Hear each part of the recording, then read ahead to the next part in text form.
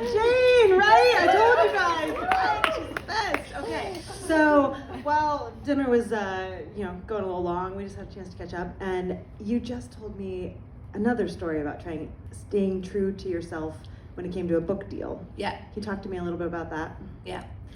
You have to, you know who you are. I mean, honestly, you do. You might, be in deep denial, but you kind of do know who you are. And so you have to trust that. You have to say, look, I know there's a lot of other people on the planet, but there's only one of me. Well, I'm completely unique. Your fingerprints are unique. There's your proof. The minute you start to think, I don't know, if I'm so special or unique, just look at your fingerprints. No one's had them in the history of the planet, and no one ever will after you. Isn't that amazing? That's how great skin is, just so you know. So thinking about that, you know what you feel. Sometimes we don't know what we think, but we do know how we feel. Because we think, I don't know why I feel like this, but I do. You have to trust it. And honestly, as you get older, I think, and you trust it more, and you realize, wow, I'm so glad I trusted that. It validates you. You validate yourself. So you think, you dodged a bullet there, or you knew that was coming. I mean, so I work on that. I really depend on that. So there have been many instances in my career where, for no good reason, I've had a very clear feeling about something, and I trust it. And the minute I haven't, and I can think of occasions when I haven't, I've regretted it. But I was in New York, so I'm working on a book. And I decided the book I'm going to write is an entrepreneurial book about the entrepreneurial mindset you have to have, I believe, if you're going to be successful. And I don't base it on just my success. I base it on the fact that Dermalogica sold our successes on all the hundreds of thousands of small entrepreneurs, what I call the invisible entrepreneurs, the salons, that made us successful. Those individual, 98% of whom are women, made our brand successful because they believed in it, they carried the product, and we supported them in their education, not just in skincare, but in business training. So I know entrepreneurship, and I know that sort of feeling. So I thought, I'm going to write a book about that. That's a good idea. It's a good idea, right? So I'm going to write a book about that. So I do the proposal. I have no clue what I'm doing because I've never written a book before. But you've never actually done anything before you did it, right? So you just do it. I mean, you didn't come out as a baby knowing how to make a casserole, but you figure it out. So don't worry that you don't know how to do something. You never knew how to do it before you did it. So I thought, I'm going to write a book. No clue how to do it. I'll just start writing stuff. So I decided I have to. It's ridiculous, I'm telling the story. So I write this sort of proposal of what I think the book's going to be, and I go to New York to find a book agent. Now, I go on my own to find a book. I have no idea how you find a book agent, other than I call a few friends who have written books, I get names of book agents, I speak to a couple of friends of mine in LA. I literally go online and look at top book agents, and I write them emails, and I say, I'm writing a book, and this is who I am, and can I have a meeting? And miraculously, 10 of them said yes. So I go to New York, and I've got this kind of thing, and I go and visit them, and most say no, which, all right, but what they say is, you're on the right track, but come back when you've got another draft of it. So I do that, and we're carrying on. So now I get a book agent, and who's great. Her name is Alyssa, and she's great. And now we're further. We're a year down the road. I've written a proposal, and we end up in the room where it happened. We end up in the room of the biggest business book publisher in New York. And I've got 6 people sitting around the room, including the 2 who they tell me are the most important people who will make the decision. And they're very excited about the book, and it's all great, and they want to do it. And I say to this one person, I think I should maybe get someone who can write to help me, because this is like my proposal. And they said to me, did you write this? And I said, yes. They said, you don't need anyone to help you write it. We need your voice. So I'm like, okay, all right, that's good. So we carry on the conversation a bit more, and we get in the elevator, we go downstairs. And we get to the ground floor, and Alyssa says to me, that went really well. And I said, it's not going to work. And she said, No, it is. I promise you, I've been in these meetings all the time. That was an hour and 15 minutes. If they didn't like it, we would have been out after 10. No, it's going to work. We'll follow up. We're going to get a call. I said, no, it's not going to work for us. And she said, no, Jane, what are you talking about? And I said, we're not going forward with them. She said, they're going to come back with an offer. I said, not doing it. And we're walking, and she said, no, wait a minute. That's why we came here. And I said, I know. She said, Jane, they're the #1 book. I said, I know that, but we're not doing it. She said, why? I said, I know this is going to sound crazy to you. I don't want to have dinner with them. I have a rule that I don't do any business relationship where I don't want to have dinner with the person. Because if I don't even want to have dinner with them, how the hell am I going to manage a business relationship? Claro. Right? Bravo. I mean, I know this, I don't mean this in sort of a sexy way, but on a first date, right? I mean, it doesn't, right, you know what's going to happen either after, or on the next day, and if it's not there, it's not there. So that's how I operate. So I thought, this isn't right. I've got to press reset. And she said, what? And I said, I'm pressing the reset button. I don't know why I'm saying this, Alyssa, but I have to press the reset button. And it went 14 months on reset. And she would touch base with me every time. Anything happening? No, I'm on reset. And I literally thought, I know I'm meant to do this, but I'm not meant to write that book. That's not the book. That's not the heat of my message. I have to write a book that only I could write.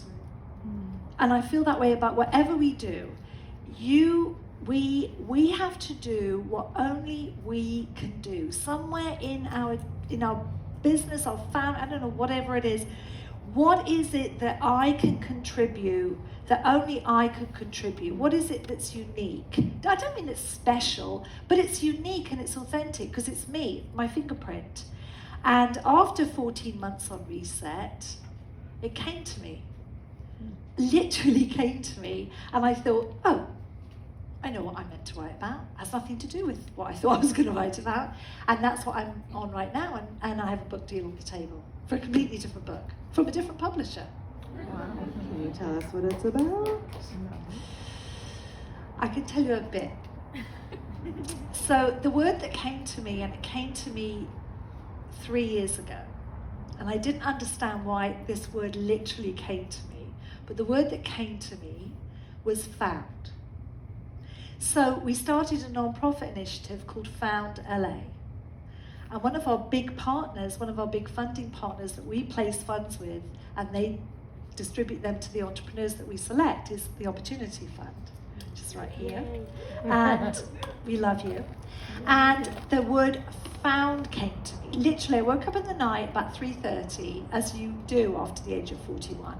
And it sounds so bad. Hanging in the room was the word found. And I thought, what have I lost? God, did I lose those earrings? I haven't seen them in months, and I think I left them at my sister's. I'm meant to be thinking about what I've lost. Well, it wasn't. I was meant to be thinking about Found. We started a non-profit called Found. We registered Found LA to put women into their own business. That's all going great. And I realized our whole lives are about finding the treasures in the rooms that we're in. When I say rooms, I mean the stages of our lives. Everything we need, we already have within us. We have to find it. Everything that happens to us, as whatever's happened, and I know for many of us, dreadful things have happened. And somehow in that, we have to find that treasure that was meant to come to us. It's our superpower. Yes. I grew up, my mum was widowed at age 38 with 4 girls to raise. I was two years and 10 months when my dad died, suddenly. And it seems so tragic, and it was, and it completely changed my life and the life of all my family. And I also know that through that experience, I became resilient. The worst thing had already happened to me that could possibly happen. So, how bad could anything else be? That was always my attitude, even as a small child. And I was ashamed that I didn't have a father, because it was 1961. And at school, as crazy as it seems, your absence note or your field trip permission slip had to be signed by your father. It literally didn't say parent signature, it said father's signature. And I didn't want to show it to my mum because I knew it upset her when we ever talked about him. So I never had a day off school. I was never sick because I didn't want to have to bring an absence note. And then when I was about 6, we started going on these field trips to the zoo or something. And the first one, I just wouldn't bring the note in. And the teacher said to me, my name was Anderson, and my maiden name was Anderson. So I was right in the front because we were sat in alphabetical order. So I'm in the front row, Jane Anderson. And Jane Andrews, weirdly, was sitting right behind me, but I was ahead of her because Anderson was ahead of Andrews on the alphabet. So I was right there. And the teacher kept saying, Jane Anderson, where is your permission slip for the field trip? I don't even remember where we were going. And I said, I'll bring it. I wasn't going to bring it. I never brought it. And then ultimately she became so frustrated in the front of the class, in front of everybody, she said, Jane Anderson, give me your permission slip. And I said, and she said, I need it now. Why haven't you brought it? I need your permission slip signed by your father. And at 6, I said, I don't have one. And she said, that's not true. I gave you a permission slip. I've given you 5. And I sat there. I can feel it now. I can feel my school uniform on me now, that little scratchy grey sweater. And I just, in a loud voice, said, I don't have a father. He's dead. And she looked at me, and I could see she was completely overcome. But do you know, she didn't say a word to me. She just said, all right then. And I sat there, and I was like, my cheeks were on fire because I'd never talked about it. And I was right in the front. I couldn't even see what was happening behind me. And I just at 6 thought, I didn't think this because I didn't quite know what the hell was going on, but I realized, I felt, this is part of who I am and I cannot be ashamed of it. I have to be proud of it because I'm really proud of my mum.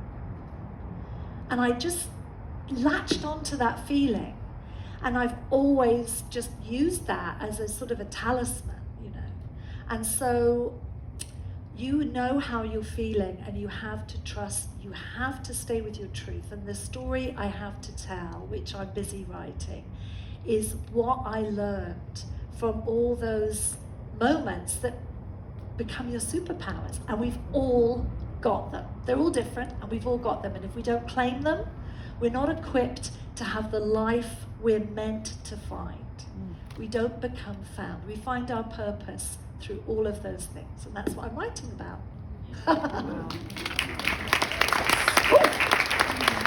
As I put my heel in my drink. Thank you for sharing. Yeah, no, listen, I own it, and it's we've all got big messy lives, right? You never know how it's going to intertwine into what you're meant to be doing. It will, yeah. Have you ever not listened to that voice and regretted it, and what did that look like? Yes, and I can think of many times when, for whatever reason, especially when I didn't go to college, I went to beauty school. I've never studied business, I'm not a cosmetic chemist, I don't have a degree, I never went to university. I did an apprenticeship.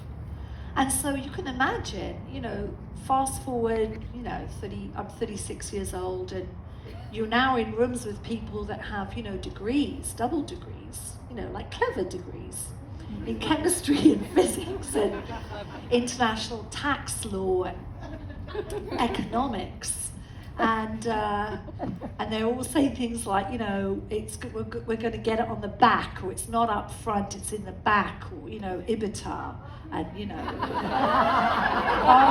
ROI. And I've never been afraid to say, I don't understand what you're saying. What is that? I'm not in finance. That's not my superpower. My superpower isn't finance. My actual superpower is being able to wax a bikini line in 7 minutes. And, oh yes. Oh yes. And so I have comforted myself with that when I'm staring at, the head of SCAD and Ops, and I'm looking, thinking, okay, my brain, my thought bubble is, okay, sir, you're very clever. I can wax a bikini line in 7 minutes. But if I handed you a wax pot and a person, you wouldn't have a clue. So I comfort myself. We've all got strengths, and they all aid us. That's how I built my career. But in that, having, all joking aside, there are many moments where you think, well, maybe I don't really know what I'm talking about. I mean, clearly I don't. And people advise you and say, this person is really fantastic. And I can think of a particular hire, several, especially as we grew and people persuade you, look, you've done a good job. You've done a really good job. Done a great job getting it here, growing, fantastic. We've got it now. Yeah, you need to hire a professional manager. And you're like, you probably do. They must be right. They're wrong. Let me assure you, wrong. Because you will need people who know what they're doing in their various, areas of expertise, as we all do. We need a team. However, I do not believe you should abdicate your voice because you think this other person will know more about you or your business or your product or what it is that you love than you do. That's nonsense. They don't. They'll only come in and think they will have to bring the experience they've got from somewhere else that made them successful at that other place in your place, which may not make it successful at all. So we hired a person who was a brilliant marketing person at Coca-Cola, PepsiCo, and Red Bull. Sounds ridiculous. Brilliant marketing person, fantastic in advertising, talked a good game, hired them in marketing. Dreadful, big mistake. And I knew it. No. But I was persuaded, and I persuaded myself, for goodness sake, Jane, look at the resume. Amazing. But you see, you don't hire the resume, you hire the person. And I knew that, and I made the mistake because I got wooed by the resume. So you just do. The other thing I've learned, this is my favorite interview question, just to share, because I learned this the hard way. Another person we hired in creative, who was the least creative person I think I've ever met. Honestly, and had a great resume, but absolutely not creative. Brilliant in many other ways. Brilliant. She had a brilliant mind. She had a brilliant legal mind, but not creative. Anyway, the thing I learned after she told me that her favorite vacation, because we were having this conversation at lunch one time, she's not creative, and I said to her, what do you like? She was going on holiday, and I said, what do you like to do on holiday? Where are you going on holiday? She said, oh, we always do the same holiday. We love it every year. And I said, do you? What do you do? She said, oh, it's fantastic. Wait till I tell you. I said, all right. I think she's going, hiking in Iceland or something. She said, we take from Fort Lauderdale the Disney cruise. Oh my God. The Disney cruise, and it goes from Fort Lauderdale, and it's a week. And we go through the Caribbean and back to Fort Lauderdale. And we meet the same people every year. We've been going for years because our kids all go together. And I said, oh my goodness. Wait, you do the cruise every year for a week with the same people? And she said, yes. And I said, wow, but you're going for 2 weeks vacation. What are you doing for the second week? I swear to God. She said, oh no, we do the same cruise twice. I swear. I said, excuse me? I said, you do the Disney cruise from Fort Lauderdale through the Caribbean every year with the same people twice. She said, yes, it's fantastic. So So now, my favourite question when I interview somebody, tell me where your favourite place to go on vacation is. Because if I had asked her that in a bloody interview, I never would have hired her. Not for creative, I would have hired her for something else, but not for creative, because she was a lovely person. So that is my favourite question, and it will tell you everything you need to know.